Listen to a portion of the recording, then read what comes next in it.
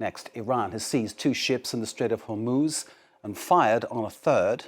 Tehran state media is reporting 2 foreign oil tankers are seized. It's claimed they were smuggling around 1 million litres of fuel. There's no report on which flag they were carrying. 15 crew members are being held. And Donald Trump has extended the 2-week truce in the war just as it was about to expire. There are reports that peace talks between the US and Iran could resume over the next 3 days. Reza Sayah is our correspondent in Tehran. He joins us now live. Reza, a very good evening to you. Iran defiant, attacking 3 ships. Trump extends the deadline. Give us a sense of what this all means where you're standing. Yeah, just because the hot war seems to be on pause, just because the bombs aren't flying, the missiles aren't being launched, the drones aren't being launched, doesn't mean this conflict is over.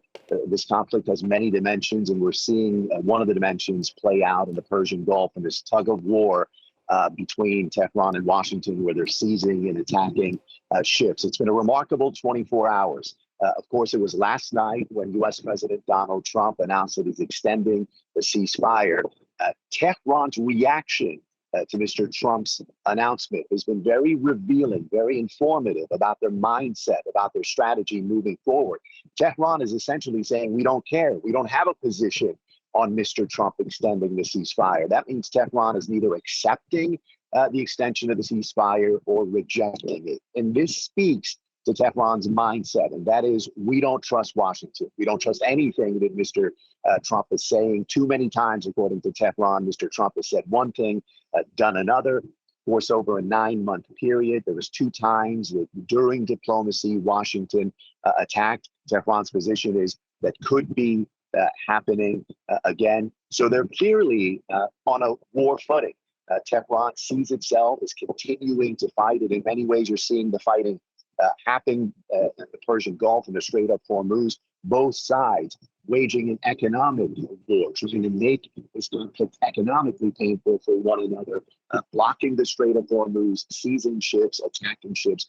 So that's where things stand. Obviously, there's still a possibility that negotiations could take place. The narrative in Washington is we're waiting for Iran to send us a proposal, but the impression here in Iran is that Washington knows what our proposal is, and until they meet our interests, recognize our rights, there is no need for negotiations, and they're remaining on a war footing. At least that's their message. Of any negotiation remain the same, don't they, Reza, in terms of what Washington is seeking, what Tehran is not willing to do. Where are we exactly with the Pakistan talks? We were expecting, of course, a second round to resume. That didn't happen. We've had the extension of the ceasefire now until negotiations are complete, as Trump put it in that kind of sense. What's your feeling about where we go next? The impression here is Tehran is ready and willing for negotiations to take place, but they need to see Washington earn their trust, make a gesture, earn their goodwill. And I think that means they're waiting for them to lift the blockade, the U.S. naval blockade in the Strait of Hormuz, blocking ships going in and out of ports from Iran.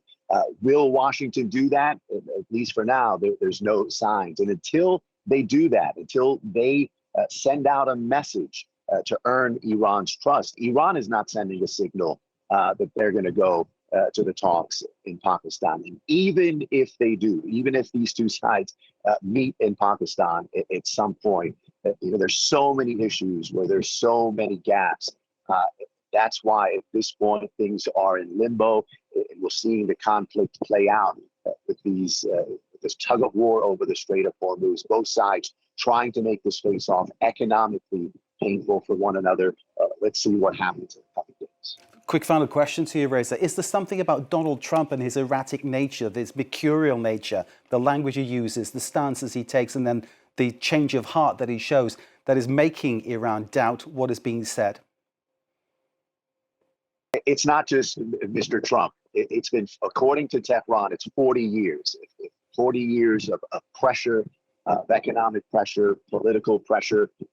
From Tehran's point of view, Mr. Trump is only the latest president to lead an administration, lead a policy that, from Tehran's view, has been unfair. And now that they have the Strait of Hormuz, this pressure lever, you can sense that Tehran is using it to impose a new security order, to impose their way. And the question is, how will Mr. Trump react? Will he concede that there's a new security order, a new geopolitical dynamic in the region, or will he try to escalate things, pressure Iran to relinquish what they have in the Strait of Hormuz? Reza Sayah, as always, thank you very much for bringing your insight to this extremely important story. Reza Sayah, our correspondent in Tehran. Thank you, sir, very much indeed.